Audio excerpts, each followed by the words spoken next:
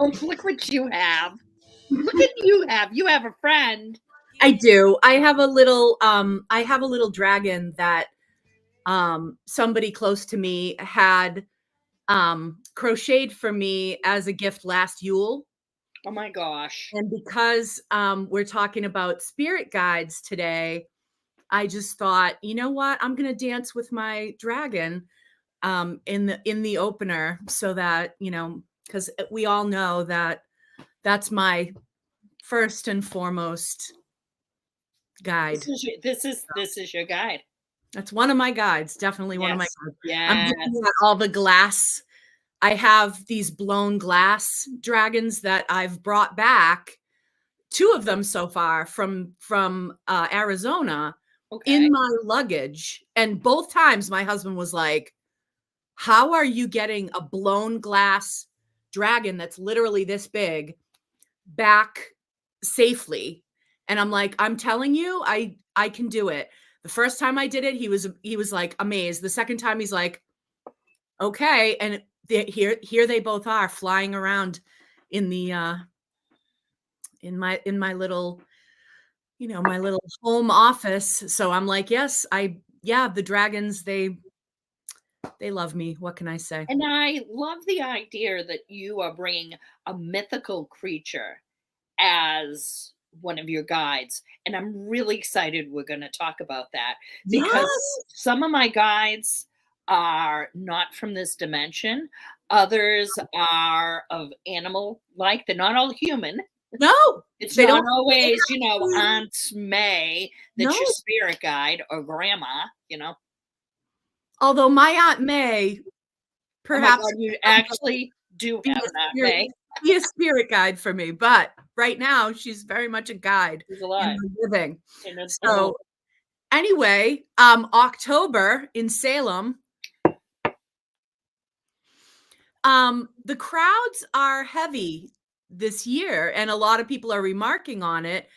They're not as heavy during the week as they are on the weekend. They're heavier during the week maybe than we are used to, but they're certainly not heavier than the weekend crowds. The heaviest day will always be Saturday. That's like a fact of life. You can't get away from it. yeah. Saturday, always the bigger weekend day. Friday nights are pretty big.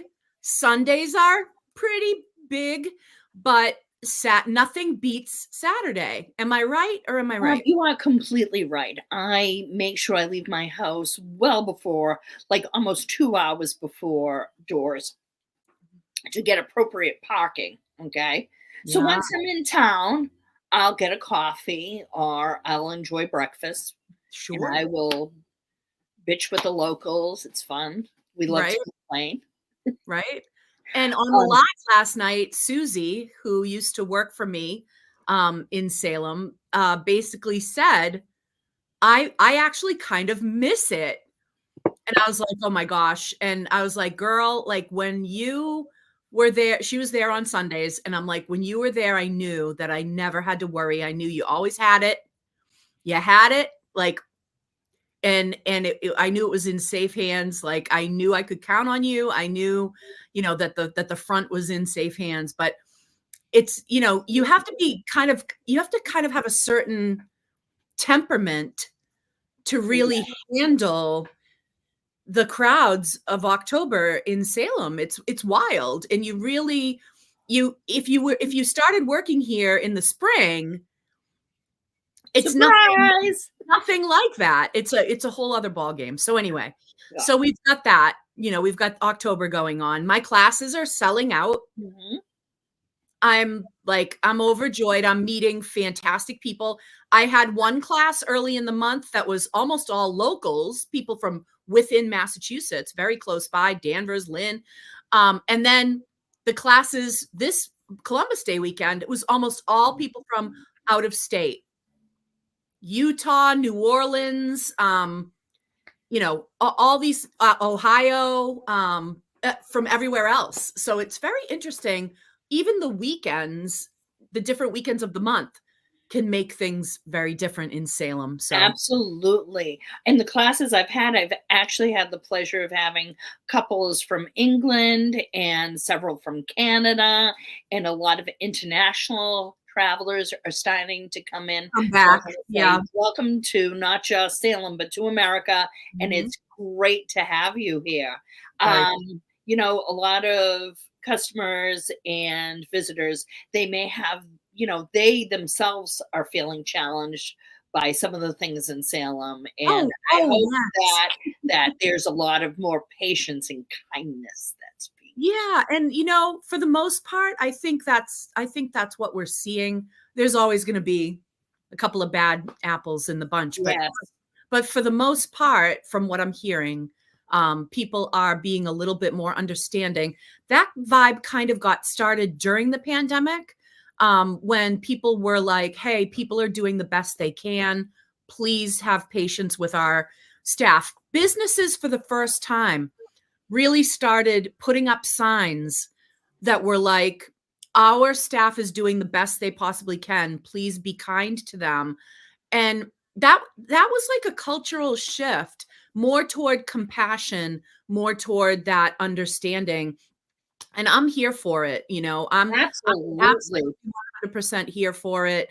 I believe that you can tell a lot about a person by how they treat, like, wait staff when they go out to eat, or staff in stores when they're shopping, or things like that. You Waiting can in tell lines. a person by the way they act.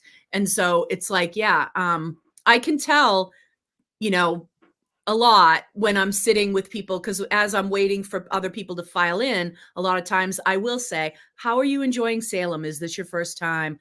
And getting a bead on how they're behaving and what they're encountering and stuff like that. So it is interesting to me It because is. Salem is a spiritual pilgrimage for many people. It is a very spiritual, the same way that you and I go to Glastonbury now, we feel drawn to Glastonbury for Beltane, is the same way a lot of people feel in October in Salem. They feel very compelled to share space with that. And tangentially, the spirit of place, here I've got my chalice well, one of my chalice well pendants. The spirit of place is also a spirit guide. The Yeah. spirit of place can be a guide. It doesn't have to be a humanoid guide. So there are times where you connect with a part of the collective in a place, and get those vibes. And that's also, you know, you can get psychic information, you can get psychic impressions.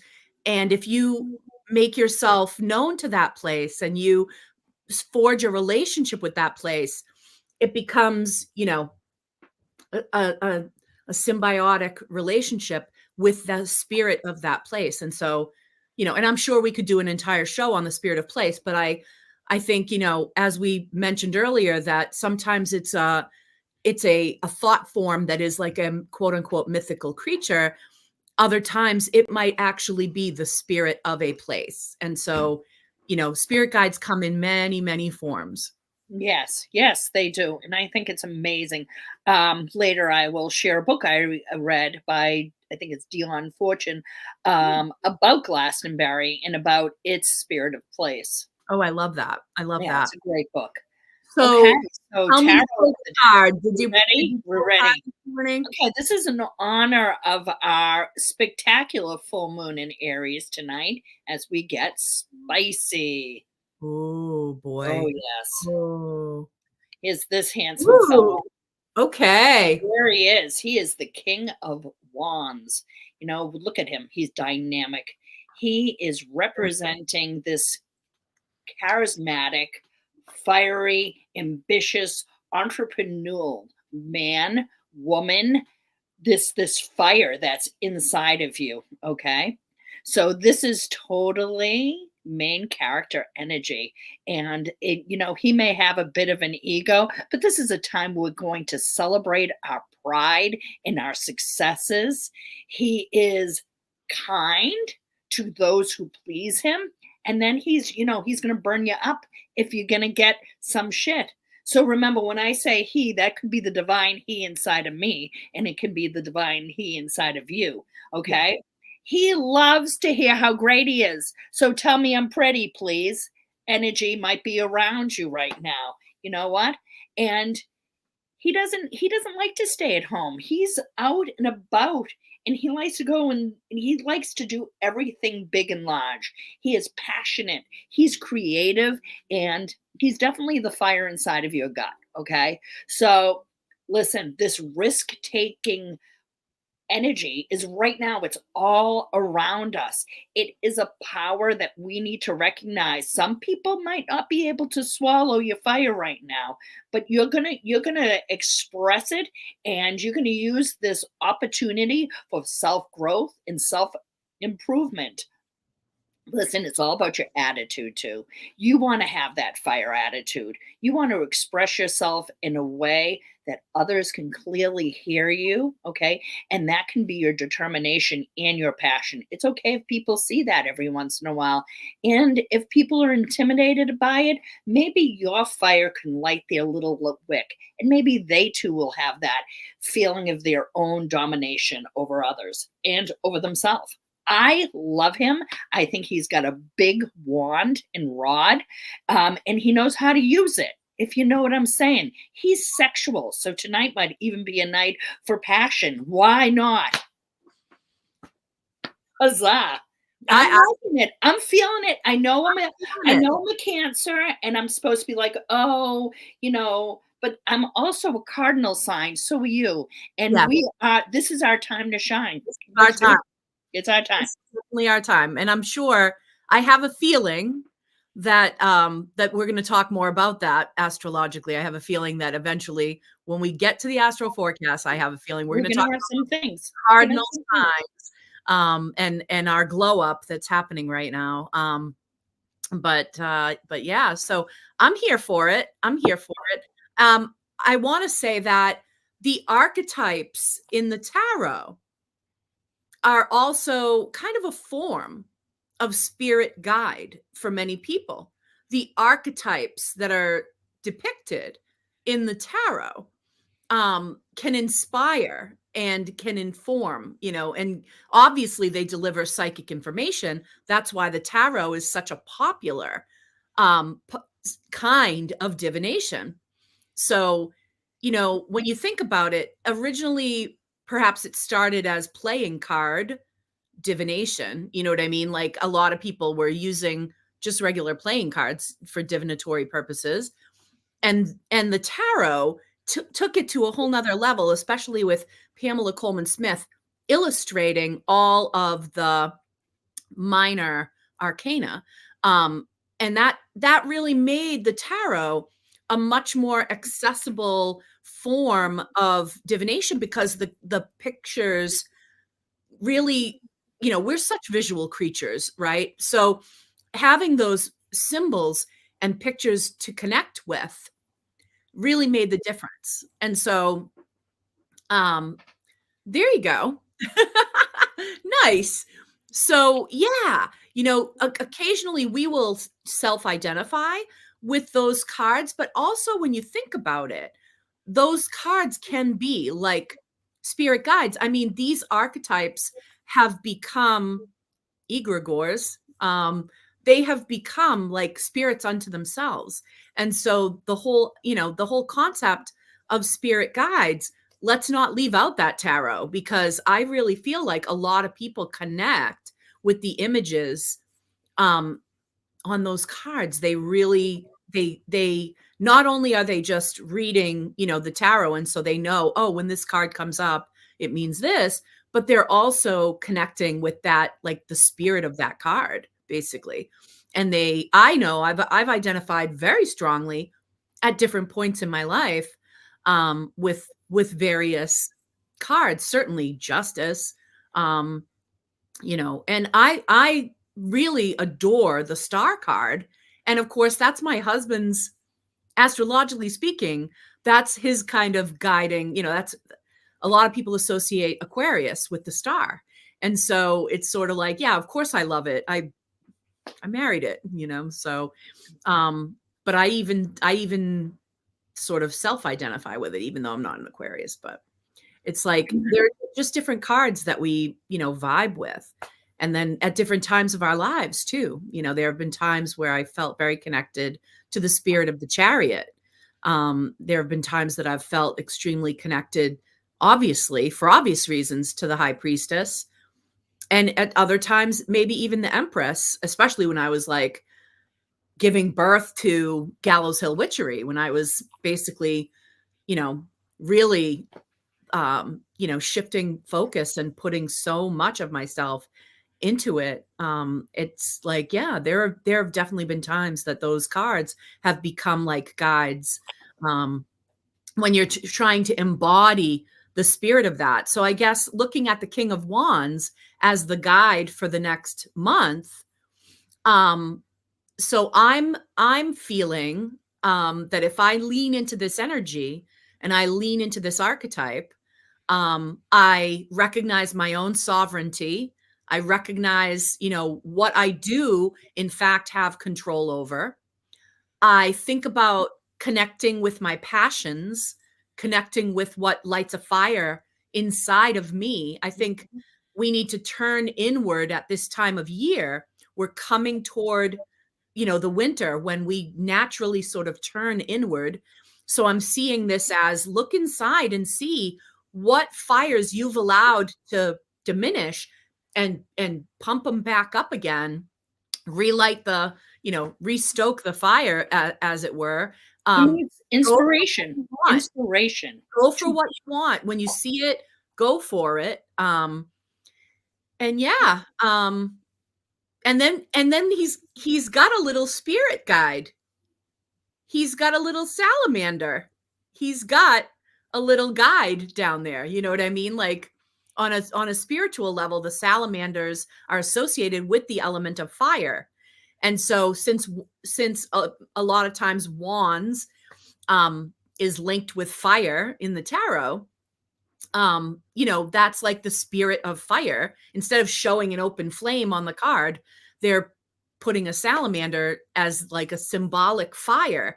And that's an element that, that kind of belongs to the King of Wands. That's his domain, right? So it makes sense also to have this card for today, because that's something that, we also, the elements are, way up there when it comes to spirit guides. The elements themselves are on a whole other level. But we do still, call that energy in as witches. So that connecting with elements themselves, you mentioned being Cancerian. And so, obviously you're rather, water based, but you have a fire rising sign. Yes, I do. Yes, I do. And this is, to me, it's like you said, this is the fire of inspiration, Mhm. and it's very exciting energy.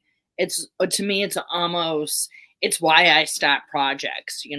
It's Mm. I this is the fire of like, ooh, I'm gonna do something. I'm gonna start a project, and I just hope that whether it's my emotion and the earth inside of me, that Virgo moon can keep me consistent to continue to follow up with it, And to finish. I'm gonna go out on a limb and say, since this isn't the page, this is a more established project. It's not Yes, like it out of is. left field, something brand new you've never, ever, ever done. This is more like, let's write book 4. Yeah, let's write book 4. Let us take some of our thoughts. Just let's get stuff going.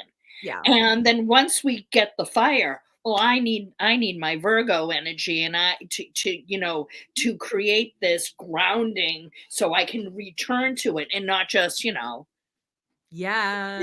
a room of crafts I've never finished. I had that fire and I may have not done it. Okay. Right? So I'm gonna catch a lot of today over the next couple of days while I can.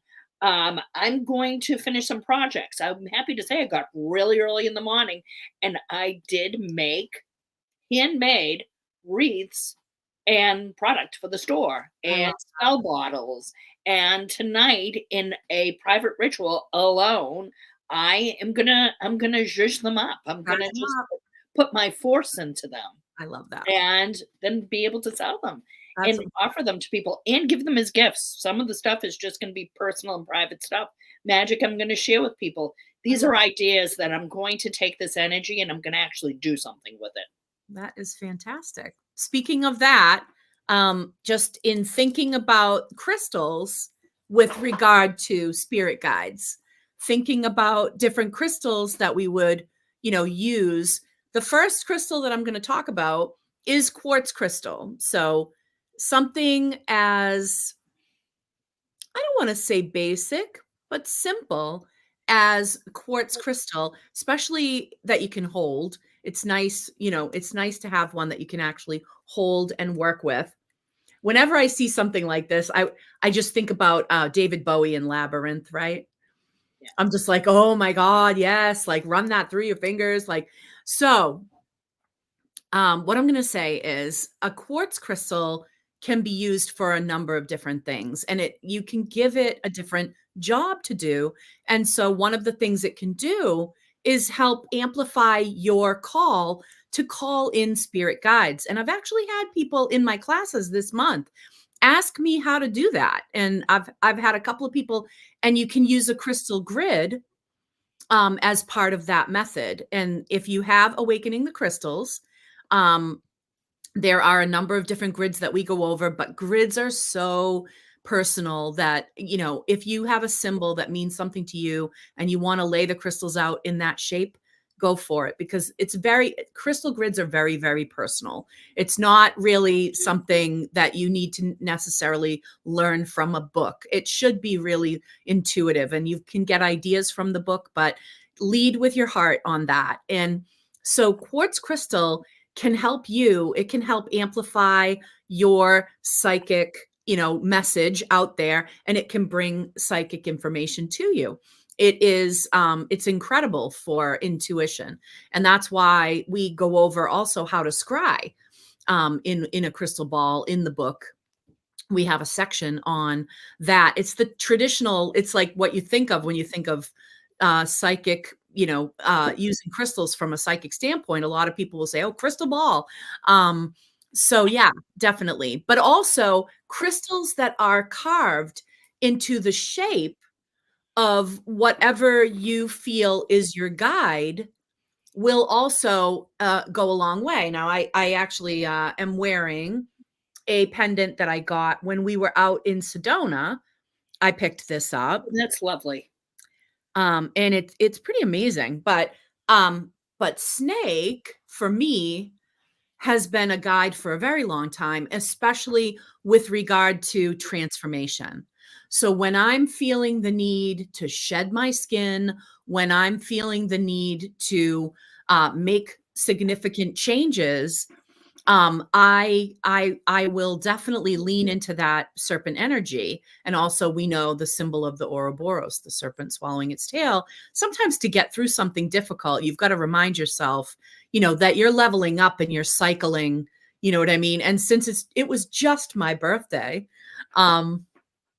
a couple of days ago, it is really important also, for me to remember that I'm experiencing a rebirth right now. So this serpent energy is really powerful for me right now. Phoenix would be another one that I would suggest for people that are looking to really, for transformational energy. But I'm not up for burning the whole thing down right now. So the serpent is definitely more leaning in. But like having items that are, that are shaped, and especially crystals that are shaped as those creatures or images or what have you.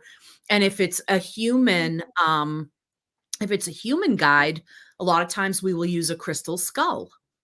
And there's a chapter, there's also a section talking about the crystal skulls in the book as well, and how to communicate with them, how to actually effectively work with the crystal skulls. And that is a way to have, spirits of people that once were here, or human shaped people, coming, and those spirits coming through.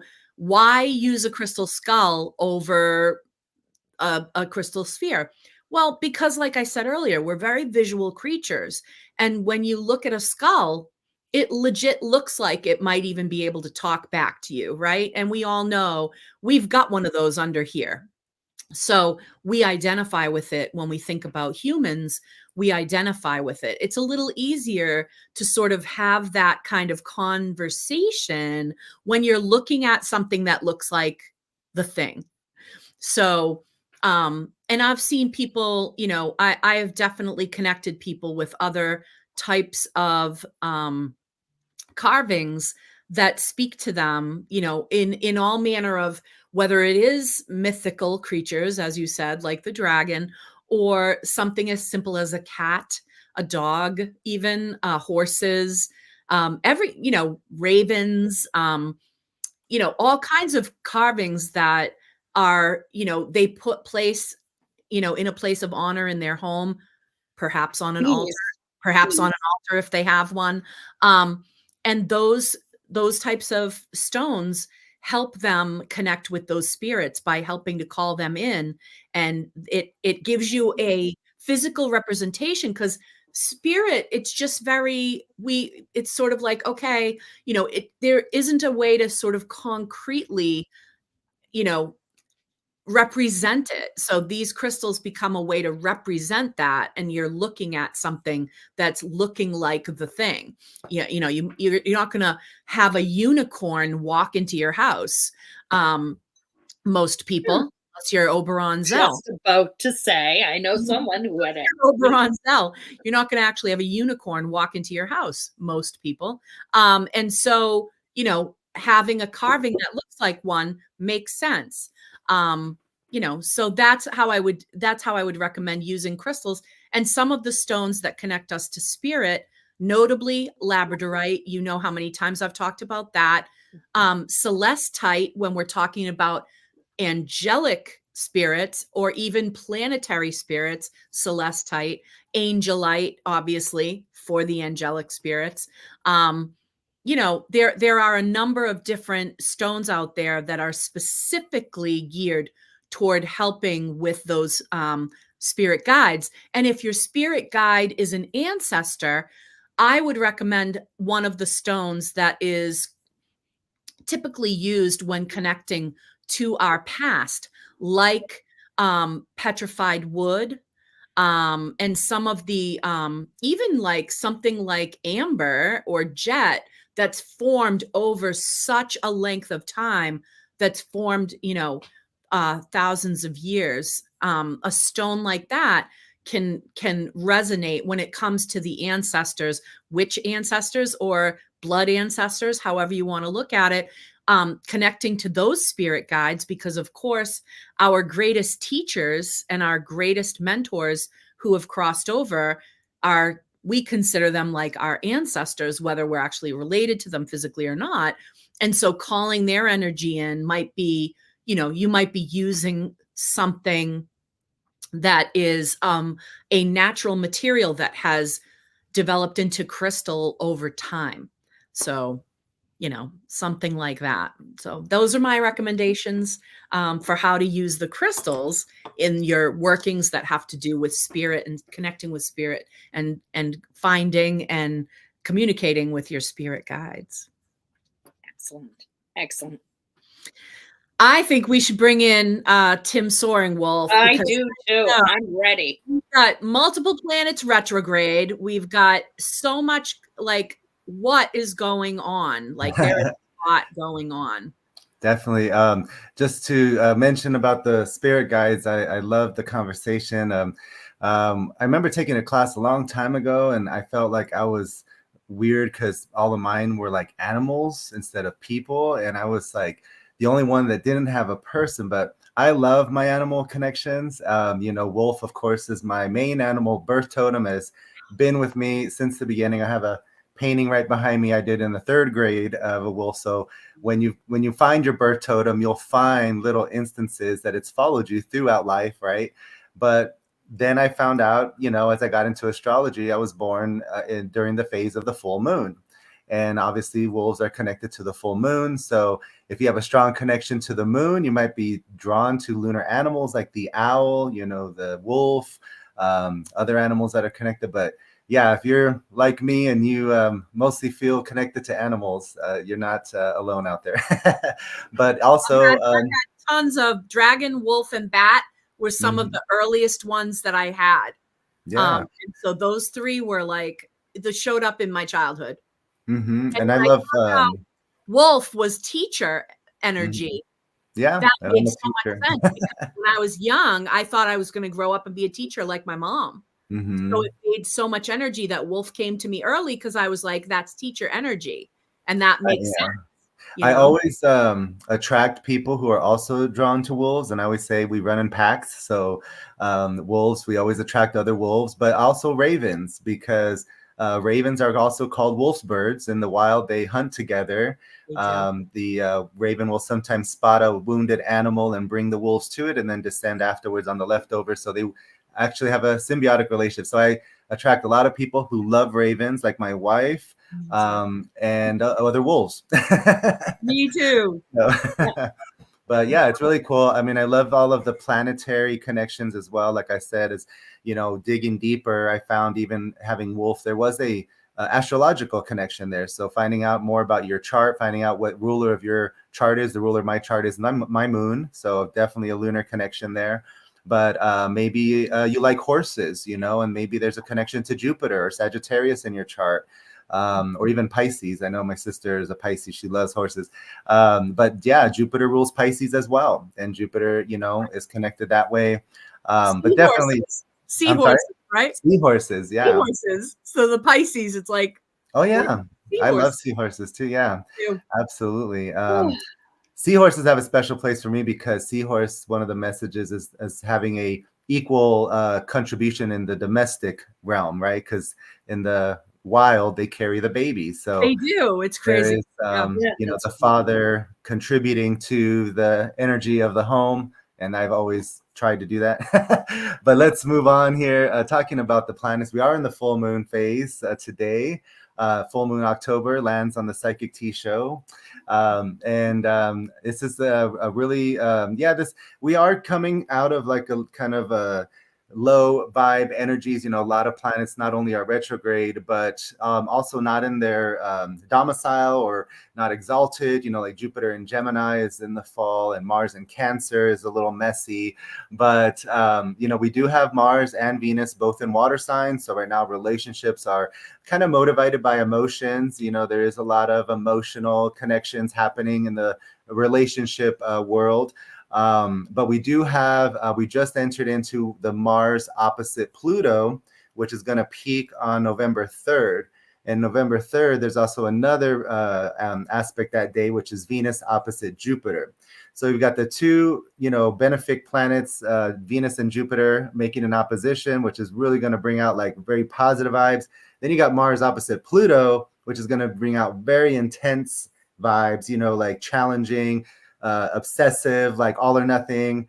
So what you were talking about, the whole sexual part, Leanne, you were not off at all. But that is, if you're a planner, mark November 3rd. No, but that is going to be an intense day. That will be probably the best day to release that energy is that day. It's right? my first night. It's my first night off from October. I'll be at the hotel with my husband in Ireland. Nice. So we'll feel that competitive energy starting now as it gets more intense. Just when it comes to like aggression or, your enemies coming out, especially if you've got planets in the last degrees of Cancer or Capricorn, or even just cardinal signs in general. So any towards the very last degrees, if you've got planets, you may definitely feel that challenging obsessive energy or enemies coming out. Just make sure you've got backup, if that happens. But definitely it's an energy to watch out for. The other, we are this fire energy. So you've already mentioned, Leanne, Aries energy is about, independence, just going for it.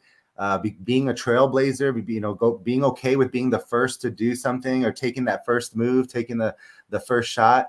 And that's what Aries energy is about, right? Cardinal energy is starter energy, right? And so we've got that in the sky, but then Venus also entered Sagittarius today.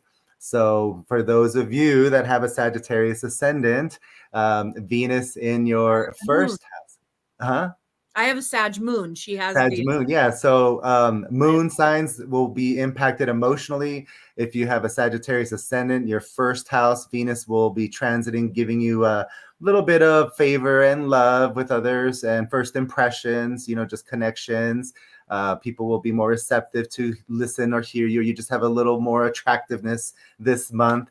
But Venus in Sagittarius is also going to bring favor to the teachers aspect. So you got classes going on. People are going to be a little more attracted to learn. Sagittarius is the philosopher, the higher education. So classes like about spirituality or college courses, stuff like that. Yeah. But that's just a little bit of, what we've got going on. Halloween, we've got the moon moving into Scorpio. So a great time to get a reading in Salem on Halloween. I know that's you guys' busiest day. But Halloween will be great energy with Scorpio moon, because Scorpio is very tied to looking below the surface and is attached to all the taboo subjects such as death and rebirth and astrology, mediumship, sex, all those taboo subjects. And then we've got a new moon on the day right after. So it's just kind of astrologically lining up with that death and rebirth of the energy we're entering into Samhain, right? Which is the new year for witches, Irish, Celtic New Year as well. So leaving behind the old. And so this is the new year for spiritually, for witches, for Celtic and other things. So there's going to be that rebirth energy on Halloween. And then again, we got that new moon right on November 1st. So energetically, it looks like to be a nice time. And then again, we do have that intense Mars-Pluto energy, but we've got that Venus opposite Jupiter, which is going to soften it out, hopefully bring out more of the positive aspects. Now, with an opposition, that's not, we'd be happier with like a conjunction or a sextile. Yeah, there's going to be the Venus opposite Jupiter. The downside could be that there's going to be a lot of play, a lot of just having fun, leisure time sort of thing. But anytime Venus makes a touch to a planet, sometimes even a square, they said it can be a positive thing, because Venus can soften that energy of whatever a square would normally be. And the same thing with Jupiter, in certain cases, Jupiter is another benefic, focusing on growth and abundance. So when we got those two kind of opposite each other, it's kind of like it can be too much of a good time going on. That would be the downside. Okay. So because they're kind of like fighting for the limelight, but in a good way. Okay, that makes sense. Yeah. Right. I'll do it. So I'm just happy that there is actually any kind of connection to Venus and Jupiter that day, because the Mars-Pluto is kind of one of the most tense energies one can experience. It definitely is like challenging, obsessive. So enemies can come out to play. When does that aspect end, Tim? So it's like a 2-week thing. We're entering it as we speak. So we might start to feel the tense energy. And with Mars and Cancer, there's going to be a lot of people that will start stuff and then act like a victim. And so you don't say. Up to so we got that, and that's already starting. So I would just say, choose your battles wisely, because Mars in Cancer is messy. Cancer is the crab, so it does not move directly. It moves side to side. So there can be a lot of people not staying in their own lane, fighting other people's battles, gossiping, going this way instead of dealing with things directly. So there's going to be all of that. The Mars in Cancer is messy, right? So Pluto in Capricorn is possibly going to override that. And Pluto is that obsessive energy, that all or nothing, won't stop until they win, which doesn't always go great. So if you are doing exercise, physical release is great. Like I said, sex, any kind of that physical release is going to be great. But if you're engaged in any kind of competition, just make sure you come prepared to the battle, basically. So, Wow. Okay. so the peak is the 3rd, and it will begin to subside from there. We will finally leave that energy the first 2 weeks of November. So, May the odds be in your favor. yes, and then I think Oy, oy, Mars oy. will go That'd be retrograde great. eventually. Mars is going to go back over some of these degrees in Cancer. So the fights that we end up fighting the next 2 weeks could revisit us again in a couple of months if we're not careful. If we're not careful, right? Right. Just be nice. Yes. Let it go. Life is short, guys. Yeah. Life's Yeah. short. Let's not. Mars and Cancer, I have been noticing that a lot of men have been cooking really well. I don't know about you guys, but around me, I've been noticing like anytime men take to cooking, Mars and Cancer is kind of bringing more of that seahorse energy that we talked about. Yay, take Men care of in me. the home a little bit more. So yeah, I'm looking forward to cooking today, hopefully. And it has given me, as a man, more of a kind of energy to want to fix things around my house, Mars and Cancer. So I'm trying to use that in a good way. The negative side of Mars is Cancer is just being stuck in your emotions and just going around in circles about emotional things, and then end up, again, feeling like a victim or, just low vibes, right? Joe. Well, I don't know. I mean, I've been hearing a lot of people saying that right now is supposed to be a glow up period for the cardinal signs. Yes, you all are finally leaving the north nodes. What's interesting about this full moon in Aries is that it's not an eclipse, and we are still in that Aries Libra north node. So, we did have that eclipse in Pisces, which was like a little foreshadowing of next year.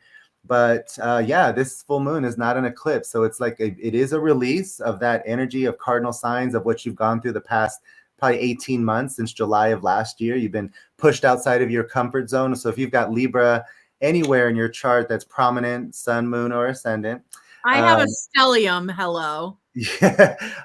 So Libras were hit the worst. I do have Libras in my family. I've noticed some things, even health-wise, some challenges. Again, that is, we are now leaving that north node in Libra and moving into the south node in Virgo, north node in Pisces. Now, mutable signs are up for the challenge. Next 18 months, mutable signs might be pushed out of your comfort zone a little bit more than normal, but Libras get a break. And also just cardinal signs in general. Yay! So, yeah. We've been shouldering quite a bit of work. We've been... It's been a lot, and I'm okay with it. And I know that, like, I'm okay with no more. Let's think of new things. Love it. Oh, yeah. All right. I'm good. Yep. And you're a cardinal sign, Leanne. And yes, also I am. I have Yep. a cardinal ascendant, so I've definitely felt it in my chart. So, but I do have mutable placements as well. So I'll probably start to see for mutable signs, if you want to get a jump ahead of this energy, start thinking about what have you been wanting to do, because you're going to be pushed towards that whether you want it or not. You're going to be pushed towards your destiny. So if you get ahead of this energy, start taking the steps towards those goals you've always wanted to do. It's going to just flow a lot easier, but we will be pushed out of our comfort zone. The only thing that is constant in this world is we are constantly changing, right? So sometimes we just have to go with the flow. But yes, I am happy for Libras. My mom is a Libra. I've been telling her, you got to get through the end of the year, Mom. You'll be fine. She's gone through some stuff. And so I'm looking forward to her having a much better year next year as well. Oh my goodness. Thank you, Tim. Yeah, absolutely. And yeah, Venus and Sagittarius, that's you and Tim too, right? Yes, for the it first is. house. Well, yeah. So we're my Venus is actually in Leo. Okay, that's fire too. So you guys will be some good fiery energy for both you guys and the shop. Great. Yes, and I do. You won't kill each other. not with Venus, right? Nope, Maybe. Nope. Big love. We'll love each other big. When's our next Mercury retrograde? Yeah, that's gonna be end of next month. I believe of November. November 25th. I did write it down. Okay. November 25th to December 15th. So yeah, so that time at the end of November, beginning of December will be the next time. So yeah, we've got the new moon on the 1st, right after Halloween, moon in Scorpio. And then we've got the full moon. Oh, the full moon, I believe, is when Venus goes into Capricorn. Hold on, I'm checking. That's for next month. Okay. Sorry. But the interesting thing about Venus moving into Capricorn and Mars being kind of in detriment is that Venus in Capricorn, that's basically like women getting the business done, women being getting the whatever business needs to be done. And then as Venus is leaving Capricorn, Venus will conjunct with Pluto, representing women in power. So last thing I want to mention is just get out and vote, everybody, because this is going to be a crazy election. A lot of astrologers are forecasting weird things just because there's so many planets in retrograde. But, Venus is going to be a little bit stronger, I think, than Mars in Capricorn, and then Venus conjunct Pluto coming up. But also just want to mention that Jupiter square Saturn, these are the two titans, clash of the titans and the two biggest planets in the sky. And 8 years ago, when Trump was elected and no one expected that he would win, and me included, it was a Jupiter square Saturn. So that energy is also there where there can be mishaps, unexpected things. So definitely just want to encourage everybody to get out and vote while you can. Absolutely. Thank you. Thank you, guys. We'll see you next month. Have a wonderful October. I miss being there with you guys. Next month, or next year, I will be in October, Salem, for sure. Yes. Yes. Miss you guys, and have a wonderful October. Thank you. So that's you. Tim Soaring Wolf. You can get to him at timsoaringwolf.com if you want to have him look into your personal astrology and look at your chart and the way all of the transitions that are coming up are going to affect you personally, and much more detailed than we can do on the show. The overview is one thing. The very personal view is another. So Absolutely. And Tim, the other Tim Regan, does that at Pentagram, yes? He does it at Pentagram, but he mostly does it at Zodiac TV. And you can sit with him and enjoy a cup of tea while he tells you all the crap that's coming up and the good stuff and the stuff to look forward to. That's fantastic. So that's great. Definitely. And right now it's a lot easier to go over to Zodiac. Right now it's easier. You can park in the little lot right there. You can, it's on Sundays. It is free to park in that parking lot. So right behind the building. Come and get a tea leaf reading on a Sunday. There's ample parking, great restaurants, and if you have to, you can also Uber right into Salem. Amazing. It's great. It's great. Yeah, fantastic. And that's the right way to come in too. Coming into Salem from Beverly, that's the right way to come in. It is easier. There is less traffic than going up Route 1 or 95. And get there early, take public transportation. We have a great train system and a wonderful ferry service. It'll take you right in from Boston. And you get to ride on a boat and have a hot cocoa while you're getting ready to come into Salem, which is great. It's great. So also, I think we would be remiss if we didn't talk a little bit about some of the spirit guides that people connect with here in Salem. Absolutely. Yes. There are many. And I just have to say that connecting with the people that were hanged, guys, they weren't witches. They weren't. No. They weren't witches. So I know there's a lot of people out there that feel like as witches, they need to connect with these people, and that somehow, I don't know, is, a goal of theirs, and they weren't witches. That's not the case. Not at all. They were women. They were men. Most They were men, but it most was of them, mostly women. most of them were There women. were men involved, and there was also animals that were executed and murdered and sacrificed. But It's it has nothing. It is not witchcraft. not witchcraft. Nope. It's certainly not any part of modern witchcraft. And what we practice, it has really nothing to do with that. And so a lot of people have asked me over the years, growing up here on Gallows Hill, was I troubled by the spirits here? Was I, do I feel like the spirits haunt this area? Do I feel like, especially the park, which is basically like right next to my house, do I feel like, did I feel like a disruption or, trauma in the spirit of place here?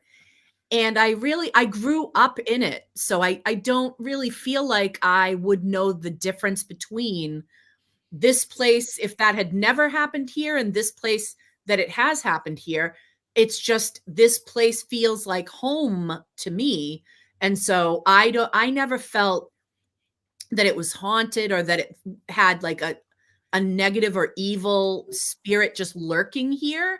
I really don't feel that way. Over the years, we've done so much to try to soothe that and try to heal that energy.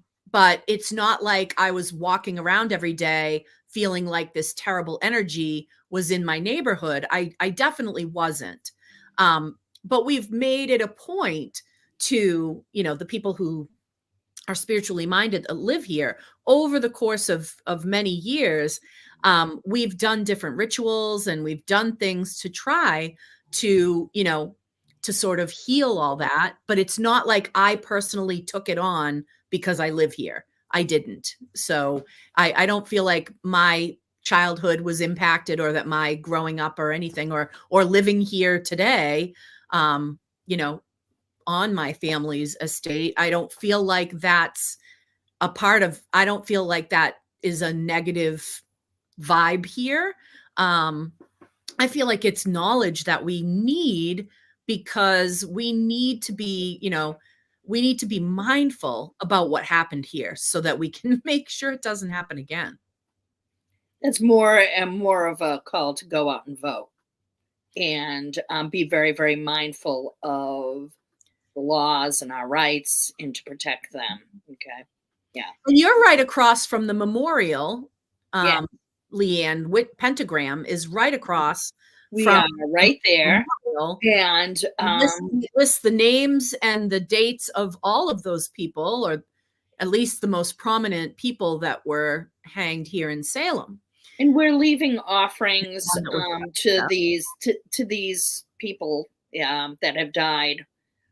We frequently will leave, flowers or fruits or leftover cakes from rituals for all the souls and for all the people who have died.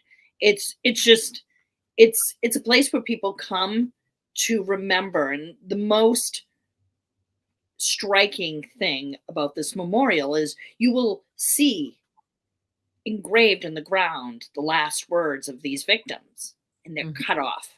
And everybody's like, well, wait, what happened to the rest of their words? Like they think it's a mistake, and it's done on purpose. It's done so we can remember that their words, they were never allowed to defend themselves, and their words were cut short, like their lives. Yeah. And if we don't remain diligent and careful about our choices and our freedoms, if we don't seek to protect them, then our words will be cut off too. Yes. Yep. And freedom means more than just freedom for one person's way of life. Freedom means freedom for different people to pursue the lives that they wish to pursue. And it definitely cannot fall under any one religion. The founding fathers were very clear that religion was not to play a role in politics. At all. Period. They were very clear about that. They laid that out extremely clearly for a reason.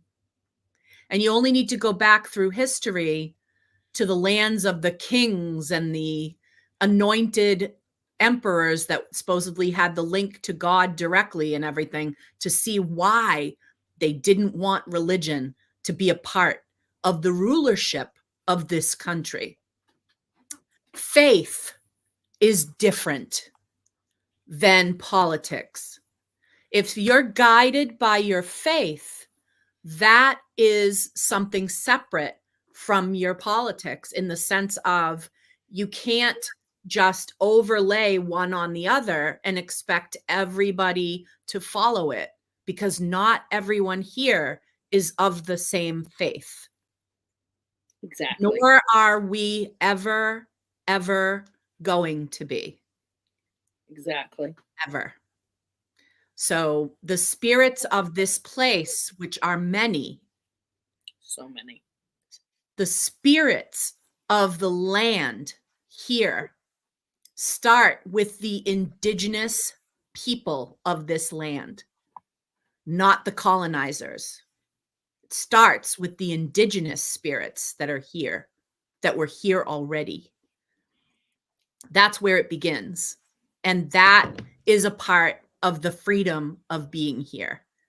That has to be allowed to continue to exist. So Exactly. no one religion can run this place, because everybody here is of a different religion, and we want to keep it that way. We all have something to contribute, and I can't dictate your path, and you can't dictate mine. So that's the way they wanted it, and I gotta say, I agree. So since we've been governed by that for quite some time now, I say we stick with that, you know. And as witches, we have to defend that, or else we will not be suffered to live. And as somebody that has spent some time on a death threat list that was posted online from the Army of God, and literally was watching people be killed off that list, and have a red line drawn through their names, and have my name on the list, I can tell you that I will fight with every ounce of my being not to have that become something that is aligned at the highest level of where I live. So, you know, as somebody that's faced those death threats directly, I can tell you that I will never, and I will never stay silent about it. So I'm going to leave you with that. All right. Well, may your spirit guides all guide you And guard you. and whisper messages in your ears during this time. So, you know, make your home a place for your ancestors. Yes, We will be seeing you in November. we will. And I'll be back from Ireland then. So Yay! You'll all have kinds of stories for us. Fabulous.